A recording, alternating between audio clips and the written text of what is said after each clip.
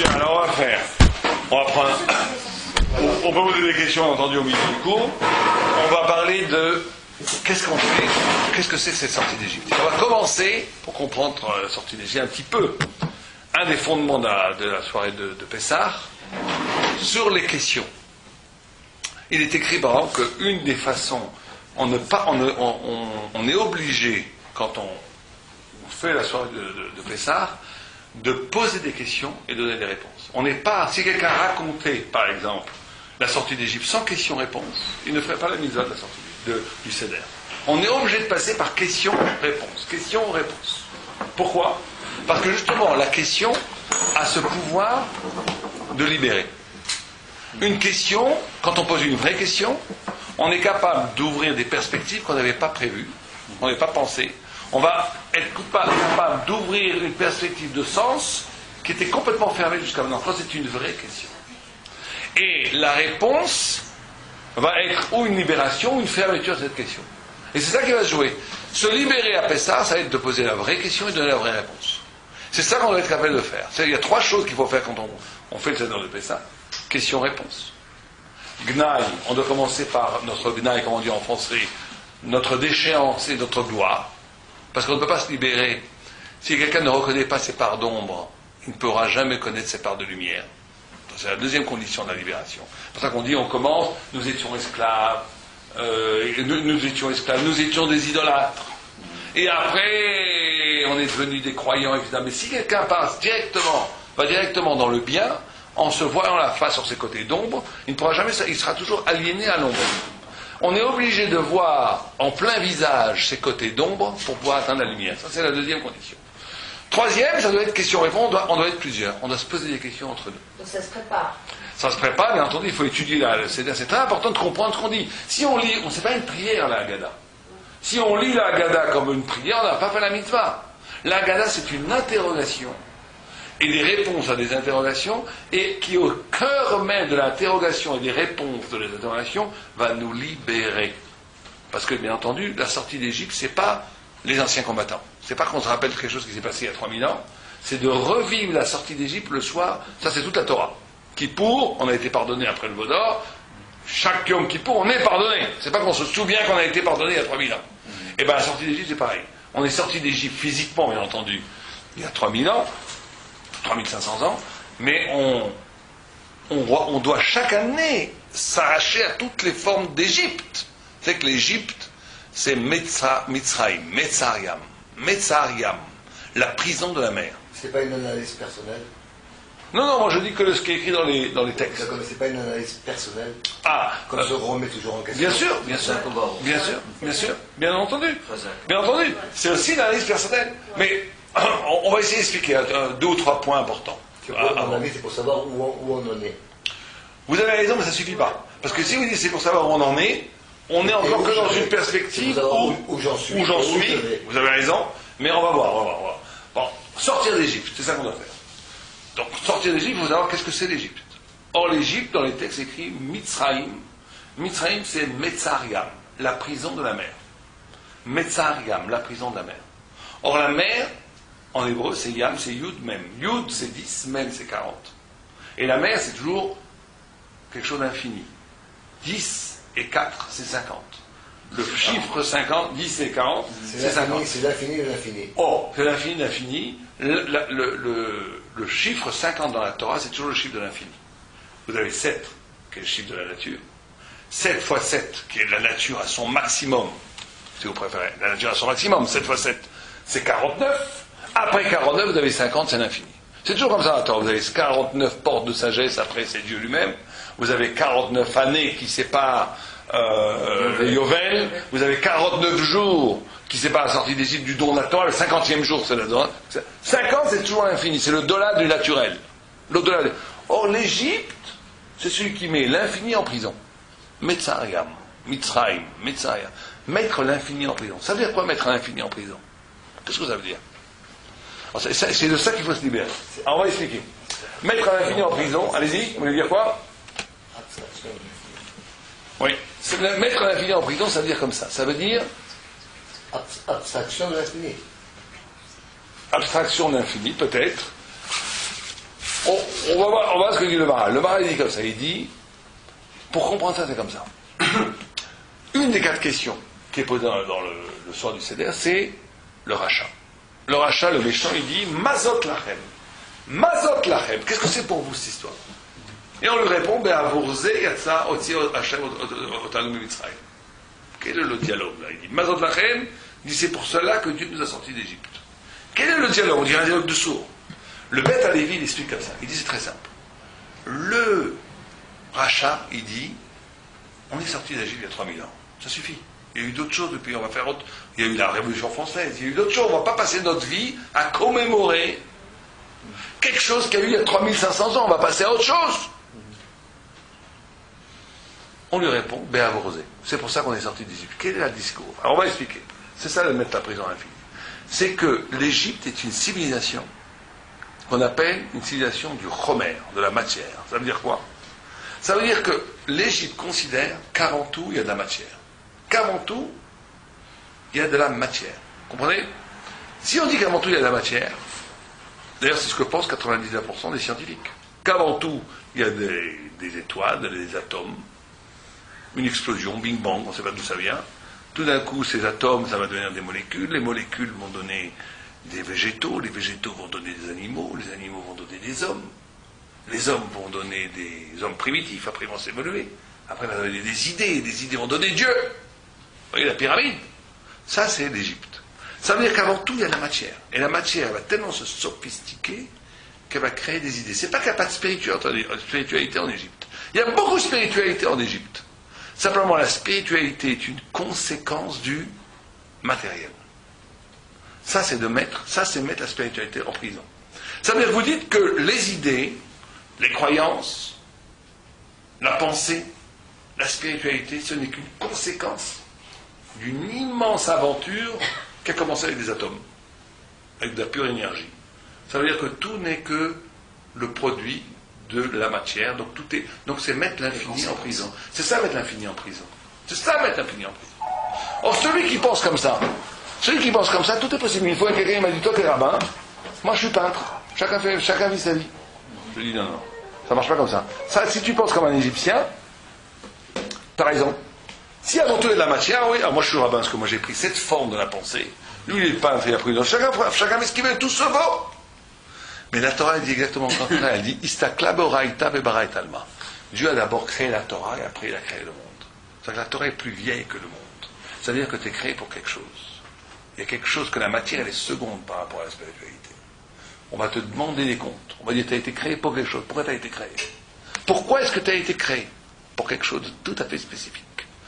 Istakla boraïta bebarait alma. Dieu a créé la Torah et après il a créé le monde. Parce que chaque fois que tu as été créé, c'est pour accomplir ton contrat. Exactement. C'est un contrat. Tu as un contrat spirituel avec Dieu à suivre. Et on ne sait pas, il faut trouver lequel. Oh, alors on va comprendre la question, le rapport, la question et la réponse avec le rachat. Le rachat, lui, il est comme l'Égyptien. Il dit, on est sorti d'Égypte, c'est un événement historique qui a créé une spiritualité qui s'appelle le Pessah. Donc lui, il croit que qu'est-ce qui est premier? L'événement sorti d'Égypte. Il croit que ce qui est plus important, c'est quoi? L'événement. Et l'événement a créé après un rite qui s'appelle le soir du Seder, qui est une spiritualité. Il dit, mais ça suffit maintenant, on sait l'événement, on l'a dépassé. Nous, on lui répond quoi? On lui répond, Be'avurze otzia Hashem otanu mitzrayim. C'est exactement le contraire, on lui dit. Toi, tu crois qu'on fête l'Égypte, on fête le soir du Seder, parce qu'on est sorti d'Égypte. C'est exactement le contraire. Dieu a fait la sortie d'Égypte pour qu'on puisse fêter le Seder. Vous comprenez la différence? Le rachat, il croit qu'il y a eu un événement pratiquement neutre qui s'appelle la sortie d'Égypte. On ne sait pas comment, pourquoi tellement. Et à partir de cet événement, s'est bâtie une spiritualité qui s'appelle le Seder du soir. Comme tous les gens croient que, comme les goïms, si vous préférez, de croire que c'est une résultat, il y a un traumatisme qui fait que quelqu'un s'est mis à croire en Dieu. Etc. Il y a d'abord un événement purement matériel qui va créer une spiritualité. Si tu raisonnes comme ça, il a raison le rachat. Il dit à quoi ça sert l'Égypte? Ça suffit, on va passer à autre chose. Mais non, lui, tu n'as rien compris. L'événement historique de la sortie d'Égypte, il a été prémédité par Dieu que pour une seule raison, pour que les Juifs, jusqu'à la fin des temps, ils disent le Seder. C'est-à-dire que le Seder, on dit même avant la sortie d'Égypte, Abraham Avinu, il faisait Pessah. Il mangeait des matzot. C'est-à-dire qu'il y a d'abord l'idée de la libération, l'idée de la Géoula, l'idée de la liberté, l'idée de s'arracher à l'être, l'idée d'être indépendant, qu'on n'est pas simplement réduit à la vie qu'on vit. On n'est pas marxiste. On n'est pas juste réduit au mode de production, à la façon dont on vit. Un homme est plus grand que la réalité matérielle qu'il existe. Il est libre. En essence, l'homme est libre. Parce que l'homme est libre, Pessah existe. Et parce que Dieu ne voulait pas qu'on soit simplement une spiritualité abstraite. Il ne voulait pas simplement que nos idées soient des idées platoniciennes dans les cieux, sans assise dans l'histoire.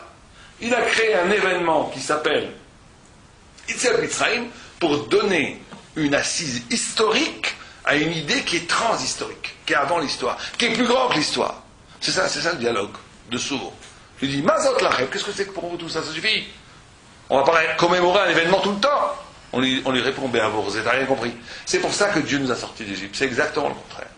Dieu nous a sortis d'Égypte pour qu'on puisse faire la soirée du Seder, qu'on puisse faire les mitzvot. Les mitzvot sont plus fondamentales que l'événement qui ne les fonde pas, mais qui les illustre. Les événements historiques illustrent les mitzvot, elles ne les fondent pas. C'est ça la différence, c'est la grande discussion. Ce principe de Pessah, c'est pareil dans notre vie à nous, partout. Il y a deux sortes de personnes. Il y a des gens qui sont définis par la vie qu'ils vivent, ils sont le produit de la vie qu'ils vivent, et tu as des gens qui vont essayer, à travers chaque événement de sa vie, de réveiller en eux quelque chose de leur liberté, leur génialité, quelque chose en eux qui... Pourquoi est-ce que ça m'arrive? C'est pour révéler une partie de mon être. C'est pas que je ne vais pas être défini par les événements vont être un instrument pour au contraire révéler une part de moi enfouie qui va se réveiller à la lumière de l'événement. Et c'est les deux façons qu'on peut vivre une vie. Ou bien on est structuré par les choses, ou bien on est réveillé. Les choses au contraire nous réveillent une dimension de nous qui était insoupçonnable. C'est les deux façons de vivre les choses. À Pessah, c'est ça qu'on doit apprendre. À Pessah, on doit apprendre à transformer les événements en clés de révélation de ce qui est profondément déjà en moi. Et surtout ne pas être... Et ça, c'est inné dans chaque être humain. Dans chaque être humain. C'est inné. C'est pas inné, au contraire, la plupart des gens, c'est peut-être inné. Pour moi, c'est inné. Oui, mais la plupart des gens vont inné. Vous avez raison, mais la plupart des gens, ils sont définis par la vie qu'ils leur arrive. Ils vivent dans... même chez les Goïms, par exemple, des gens, ils vont écrire des poèmes solaires, magnifiques, parce qu'ils vivent dans le soleil. Ils vivent là où il pleut toujours, ils vont écrire des poèmes mélancoliques. Vous allez dire, c'est normal. On est défini par le climat, on est défini par la société, on est défini par l'argent. Vous voyez des gens qui ont beaucoup de mal à gagner leur vie. Ils ont des difficultés, ça atteint leur esprit. Et les gens qui ont plein d'argent, ils deviennent balgava, ils deviennent orgueilleux. Voilà, allez savoir. Il y a toutes sortes de... On est défini par les choses. Un juif, il ne dit pas par la chose. D'ailleurs, c'est ça qui est merveilleux dans la société de la Torah. C'est que la société de la Torah, c'est peut-être la seule société réelle au monde où la valeur suprême, c'est être sadique et le savoir. Dans le monde dans lequel je vis, moi-même, je le vois tous les jours, le monde de la Torah, quelqu'un qui a 100 millions de dollars et quelqu'un qui a un sadique Talmid Chacham, tout le monde on va respecter aussi ceux de l'argent, c'est pas non plus c'est normal, mais le sadique, on va le respecter 10 fois plus. Ça va être la vraie valeur. Parce que c'est la vraie valeur. C'est un système qui est basé autour de la liberté de la personne, de devenir quelqu'un, de devenir un sadique, de devenir quelqu'un qui est en même temps un grand érudit, mais en même temps un saint. Dans la Torah, les deux vont toujours en même temps. Ça aussi, c'est un autre miracle. Vous n'avez pas un seul grand Talmid Chacham qui n'était pas un sadique. Vous avez des grands philosophes qui étaient des salopards, des grands mathématiciens qui étaient des salopards. Mais vous n'avez pas un seul, parce que la Torah, elle ne se donne qu'à celui qui est saint, qui s'ouvre à la sainteté, qui est sadique. Parce que la Torah, c'est pas simplement du sens, c'est pas simplement de l'intelligence. La Torah, c'est l'intelligence de Dieu. Donc, comme c'est l'intelligence de Dieu, il ne se donne pas à celui qui n'est pas saint, qui n'est pas kadosh, qui n'est pas séparé, qui n'est pas capable d'être désintéressé. Dès que quelqu'un est intéressé à tous les sens, à l'acceptation du mot, intéressé, mais aussi bien intéressé, c'est être mélangé. Quand quelqu'un n'est pas, c'est la kdusha d'Hirachi, c'est d'être séparé. D'être capable d'être séparé. Ça, le tzaddik et le Talmid Chacham, celui qui sait et celui qui est saint, dans la Torah, c'est une seule et même chose. Et c'est ça, à Pessah, qu'on doit un petit peu toucher. À Pessah, on doit en même temps énormément apprendre. On lit la Haggadah, mais on doit manger, on doit boire, on doit avoir les 4 verres de vin, parce que justement, on dit que les verres de vin symbolisent la liberté. Le Maharal de Prague dit que la nourriture, elle est plus matérielle que le vin. Le vin, la shtiya, c'est quelque chose de plus délicat, de plus spirituel.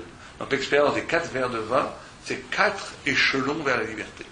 C'est 4 moments de liberté. On doit vivre. Donc en même temps, on doit apprendre, en même temps, on doit se contrôler, on ne doit pas se saouler. Celui qui se roule sur la terre, qui commence à rencontrer des blagues vulgaires à soir de Seder, il a tout cassé. Il fait pas le soir de Seder. Le soir de Seder, est-ce que le 4e verre de vin, c'est pas le 4e verre de vin qui libère la personne? C'est le plus haut niveau. C'est le plus haut niveau. Le quatrième verre de vin, c'est le 4e. Il y a 4 niveaux. On dit qui libère la personne. Qui libère la personne. Et qui retrouve. Donc, personnellement, je pense qui exprime la sincérité de la personne. Tout à fait. On peut le voir comme ça. C'est que quand on a bu qu'un verre de vin, à ce moment-là, on révèle. Moi, je le vois comme ça. La 4e verre de vin, il libère la personne. Retrouve sa vraie personnalité. Sa vraie personnalité, oui. Ça, c'est aussi à Purim. À Purim, on fait beaucoup ça. Boire le vin pour se retrouver soi-même. Mais c'est aussi 4 niveaux de liberté. Par exemple, on dit qu'il y a eu 4 niveaux. Il y a le premier niveau, il y a l'esclavage. Il y a le fait d'être esclave, il y a le fait d'être deuxième, d'être un guerre, de ne pas être chez soi. Il y a le 3e, c'est d'être contaminé par des pensées qui ne sont pas les nôtres. Et le 4e, c'est d'être loin de Dieu. On dit que ces 4 vers, par rapport aux 4 qui symbolisent les 4 niveaux de liberté, c'est qu'avant tout, le premier vers, c'est on casse l'esclavage. Mais c'est parce qu'on a caché des alienations qu'on a trouvé son lieu. On peut être un homme libre, c'est-à-dire avoir cassé toute forme de dépendance, mais n'a pas encore trouvé son lieu. La deuxième, on va trouver ton lieu. Mais c'est parce que tu as trouvé ton lieu que tu vis en harmonie, que tu as les pensées adéquates au lieu. Ça, c'est le 3e. 4e, c'est Dieu. La carte, c'est tu deviens le peuple de Dieu. C'est aussi 4 niveaux de libération. Un, où tu te casses, où tu t'arraches de la dépendance des autres. 2, où tu trouves un lieu. Tu deviens. 3, où tu commences à penser de façon où tu es libre dans la pensée. Parce que la liberté, vous savez, bon, on va finir avec ça parce qu'on ne va pas trop s'éterniser. Il y a un texte extraordinaire à toi. Il a écrit Charut à la Lochot, gravé dans les pierres de saphir. Et on Dagma, il ne dit pas gravé, libre. Vous savez qu'en hébreu, il y a un jeu de mots, Charut, al tikra Charut, et là, Cherut. Ne dit pas gravé, liberté. Alors c'est très bizarre, qu'est-ce que c'est liberté? Comment est-ce que je peux appeler liberté les 10 commandements, les 10 Asara Divrot, qui sont gravés dans une loi d'acier? Tu ne tueras point, tu ne voleras point, c'est très fort, c'est très vrai, mais c'est pas la liberté. En quoi c'est la liberté? En quoi est-ce que... gravé dans la pierre, en plus. Que si je voulais donner une idée de la liberté, je donnerais un papillon, dans les fleurs, je sais pas, du vent. La Gemara a dit l'idée de la liberté, c'est les 10 commandements gravés avec les lois d'acier. Tu ne convoiteras pas la femme de ton prochain, etc. C'est pas une liberté. Alors justement, la Gemara dit oui, c'est une liberté. En quoi c'est une liberté? En quoi c'est une liberté? C'est des ordres. En quoi c'est une liberté? Alors c'est comme ça. Comme ça que le Maharal de Prague explique. Il dit, parce qu'être libre, et ça c'est un truc très important, être libre, c'est d'être soi-même. C'est ça la liberté. Quand tu es toi-même, tu es libre. C'est pour ça que la matzah, qui symbole la liberté, il n'y a que de la... Il n'y a rien d'autre. Pour ça on l'appelle lechem ani. Le pain du pauvre, il n'y a pas de rajout, ni d'huile, ni d'œuf. C'est pas yotzé. Si on mange la matzah à Shira, le soir avec de l'œuf, on a du jus de pomme et tout, on n'est pas yotzé, on n'a pas fait la mitzvah. Pour faire la mitzvah, on est obligé de manger une matzah faite à la main, lishma, sans rien d'autre que du kemar, que de la farine et de l'eau. L'essence. Oh, c'est ça la liberté, c'est d'être soi-même. D'être dépouillé de tous les faux accompagnements. D'être soi-même. D'être soi-même. C'est ça avec lui. Or, c'est ça le grand chidouche. C'est qu'on nous dit, quand on nous dit Altikra charut à la lochot, et la chirut à la lochot, on nous dit que la Torah c'est nous-mêmes. C'est que nous on croit justement que la Torah c'est quelque chose d'extérieur. Tu ne tueras point, tu ne mangeras point. Mais non, c'est pas comme ça. Le tzaddik, c'est même pas un ordre, tu ne tueras point. Comme nous, ça on comprend, tu ne tueras point. C'est impossible pour lui de tuer. Tuer, ça serait nier son être. Ça, c'est tout le monde comprend, tu ne tueras point. Mais le tzaddik, tu ne voleras point, c'est pareil. Voler, c'est même pas un ordre. C'est-à-dire que quand les gens comprennent que la Torah, c'est pas une injonction extérieure, c'est pas quelque chose qui nous oblige à l'extérieur. C'est la révélation de notre être le plus intime.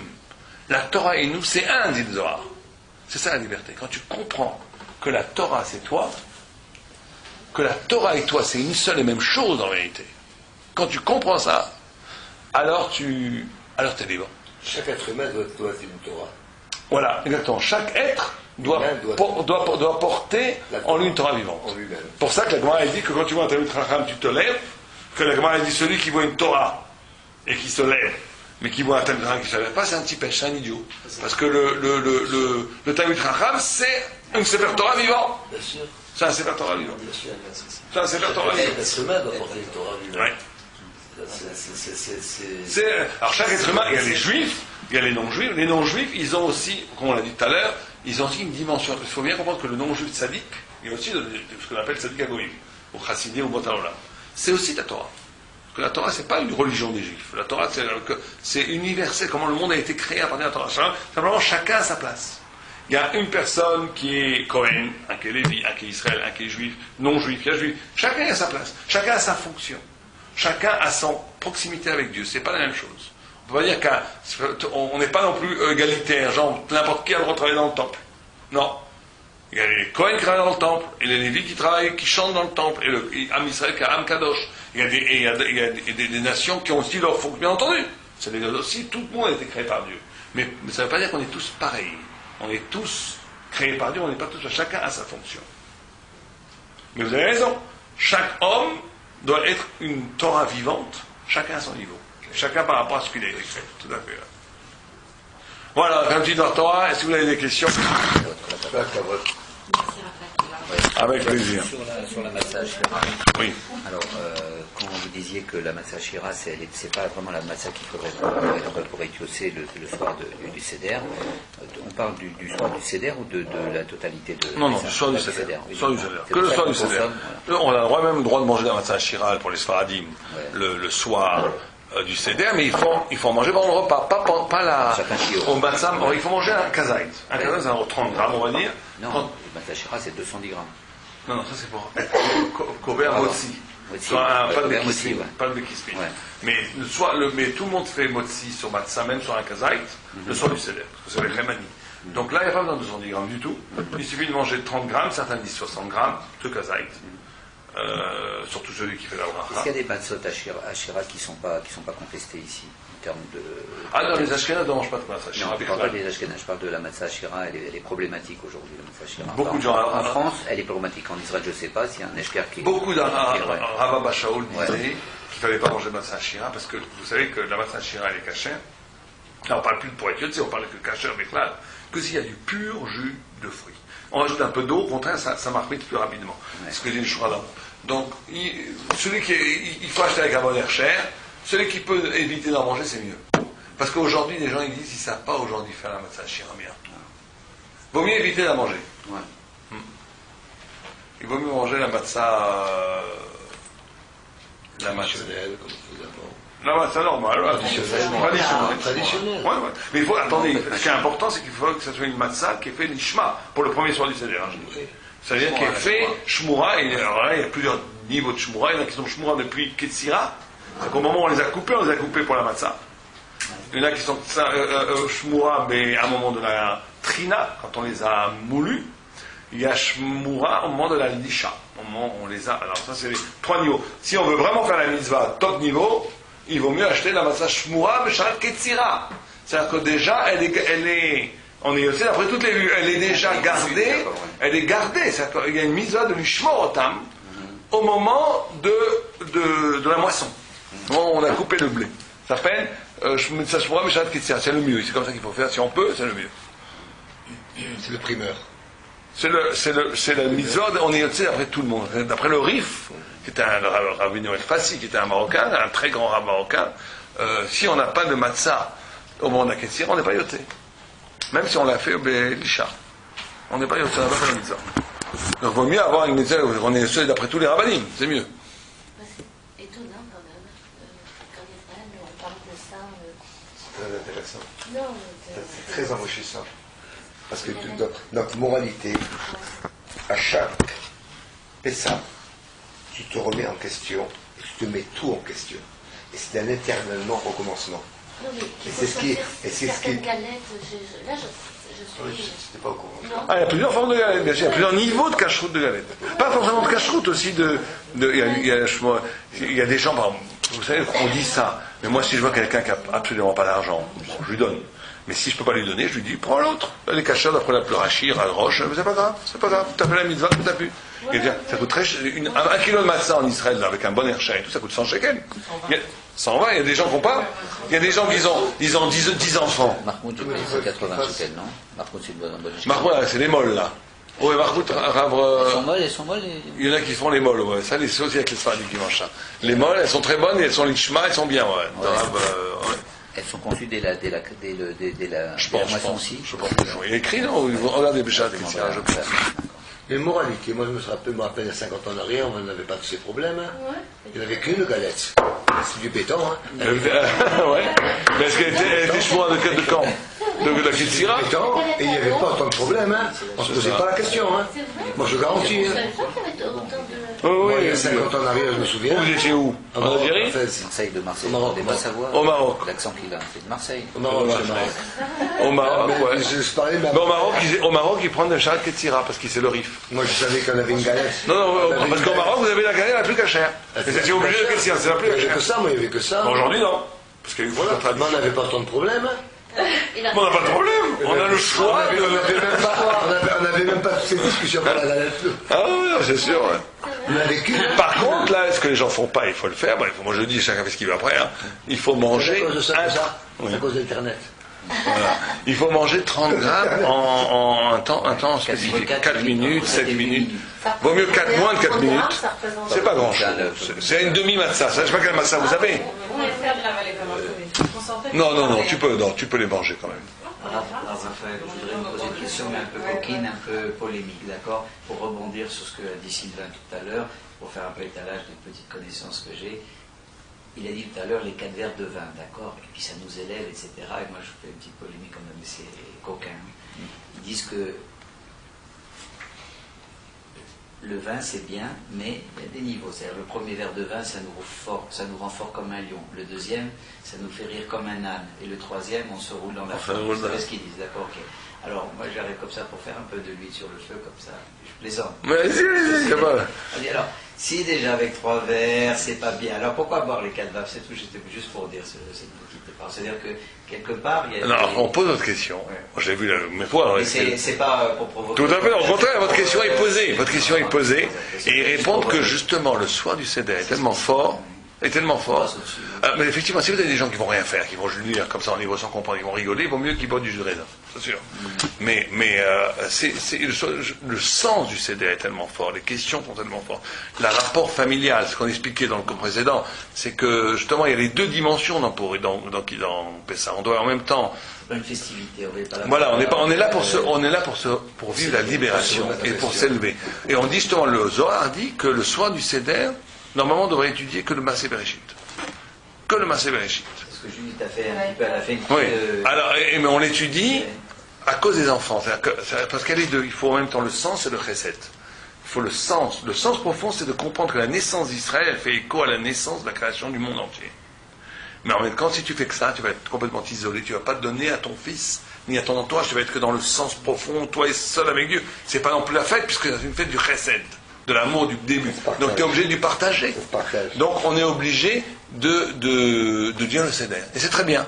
Et donc les 2 sont en même temps une seule et même chose. Mais il faut le faire. Si on vit ça, on ne va pas rouler sur la table.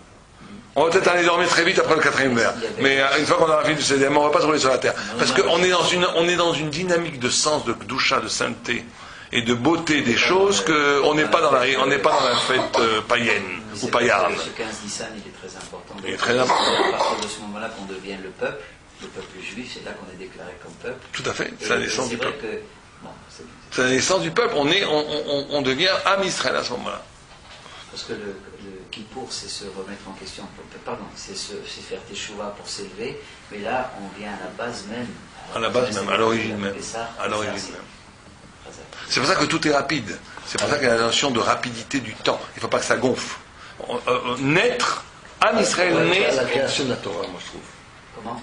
On est à la création. Non, la Torah, c'est avant. La Torah a été créée avant le monde. Non, j'ai compris, non, mais on est à la création que le peuple juif s'est élevé. Oui, on est à la naissance du peuple d'Israël. Le juif d'Israël qui a commencé à s'élever. Tout à fait. C'est ça que je voulais dire. C'est pas Oui, tout à fait. Mais c'est pour ça que la notion de chipazon, la notion de ne pas laisser les choses aller normalement, c'est de s'arracher à la normalité de l'être, des choses, du temps. Pour ça, l'éternité d'Israël naît quand il est capable de s'arracher à un chose, c'est s'arracher hors du temps. Le temps normal, quand tu fais du pain, ça doit gonfler, ça prend son temps. Il y a une rapidité. On ne peut s'arracher de l'esclavage des choses que si on crée un nouveau rythme du temps. La naissance de Am Israël, c'est aussi la naissance d'une nouvelle histoire à l'intérieur de la grande histoire. Il y a une micro-histoire d'Am Israël à l'intérieur de la méga-histoire des peuples. C'est une histoire, c'est pour ça qu'on n'est pas du tout déterminé par les gens qu'on faisait que ça va fasciner les grands penseurs, Tolstoï, Sartre et d'autres. Comment Am Israël continue à vivre alors que toutes les conditions socio-historiques auraient dû faire qu'il aurait été enterré depuis très longtemps. Bon, depuis très longtemps. Il y a eu des milliers de peuplades primitives qui ont vécu comme plus ou moins le même itinéraire qu'Israël, qui ont été déportés de leur pays, qui ont perdu leur langue. C'est fini. Des dizaines de milliers. Il n'y en a pas une qui a résisté. Comment ? Parce que justement à cause de ça. Parce que notre racine à nous, elle n'est pas dans la méga-histoire. Notre lieu, c'est la Torah. Notre lieu, c'est la parole du Dieu vivant. Donc il peut nous arriver n'importe quoi, ça ne pourra jamais toucher à l'etsem, à l'essence. Et qui avait cru ou croire ce soir qu'on allait être réunis sur une table ici, comme ça? On va avoir un cours. Non, mais c'est une soirée incroyable. Attendez, normalement, il y a ici. Non, mais normalement, ici, il y a 15-20 personnes. Il y a un cours qu'on donne. J'arrive, c'était fermé noir. J'ouvre la porte qui m'a dit. C'est pas qui possible. aurait cru? Avec tout ça, on va se retrouver autour d'une table. Ce qui est intéressant, c'est que lui, il a dépassé. Vous avez dépassé le pshat, c'est-à-dire que nous, à chaque fois, on disait pourquoi la matzah? Ah, parce que c'est que nos frères d'Israël, ils sont sortis, ils n'ont pas eu le temps de faire le pain, ils n'ont pas fait là. Alors vite, nous, en commémoration, on fait exactement la même chose. Et vous venez de donner une notion très très forte, que j'ai jamais entendue, c'est à savoir qu'il y a un timing, et ce timing des 18 minutes ou 17 minutes, moi je disais, au bout de 17 minutes, même je parlais avec Patrick tout à l'heure, Jackie, tu sais, des fois, même peut-être ça n'a pas été bien, la matzah n'est pas bien, mais peu importe. Et vous ajoutez quelque chose de très fort, qui est très intéressant, c'est que ce 18 minutes qui ne sont pas une commémoration, c'est un autre sens. Et si vous voulez bien, si vous avez encore quelques temps, développer ce que vous venez de dire, parce que pourquoi aller vite? Alors justement, c'est que le temps, bien sûr, en même temps. On parle du temps. C'est intéressant.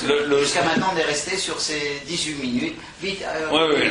Comme ça, les cordailles d'esprit qui disent que une des plus grandes formes de l'aliénation, de l'aliénation de l'esclavage, c'est le temps.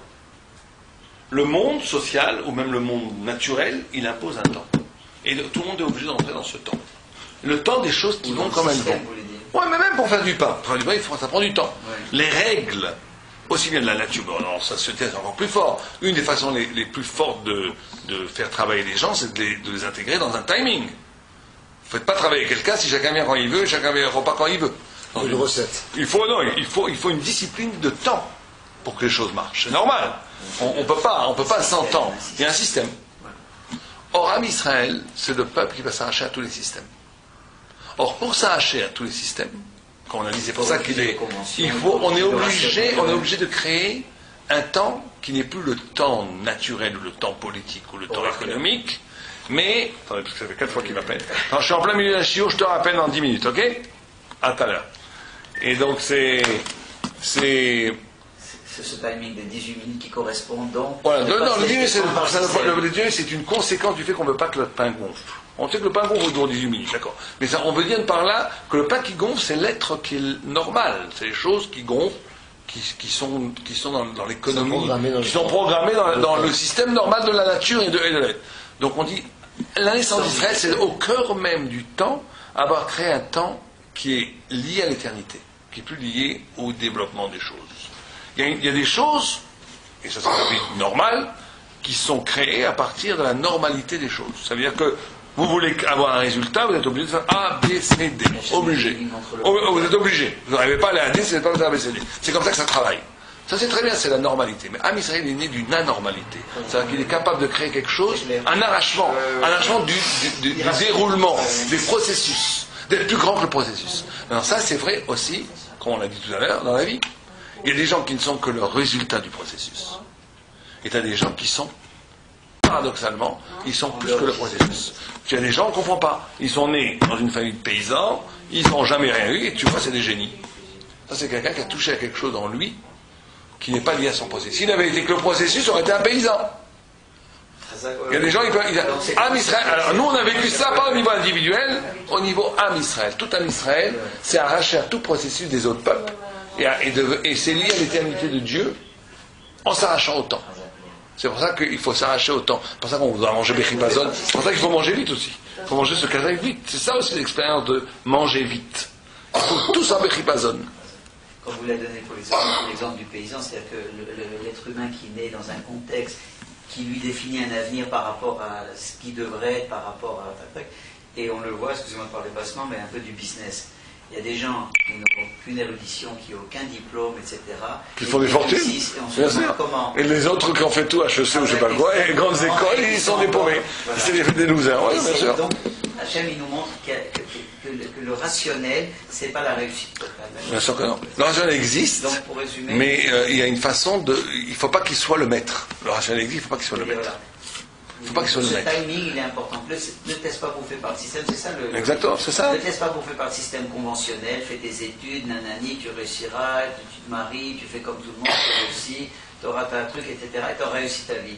Et ce que vous essayez d'expliquer, c'est que justement ce timing-là, c'est une image du système dans lequel on est. Voilà, c'est ce petit timing-là, il faut... C'est pas ça la solution. Exactement. Ça existe. Am Israël n'est pas du tout un peuple qui refuse le réel, mais le réel ne doit pas nous dominer. C'est nous qui dominons le réel. Ça veut dire qu'il faut, en amont, si on n'est que le réel, ça n'a aucun intérêt. Si on n'est que les processus, on est en amont du réel. Du système. Voilà. Du système. Voilà, exactement. Bonne fête de Pessah en tous les cas. Merci beaucoup, Kol HaKavod. Merci à vous les amis.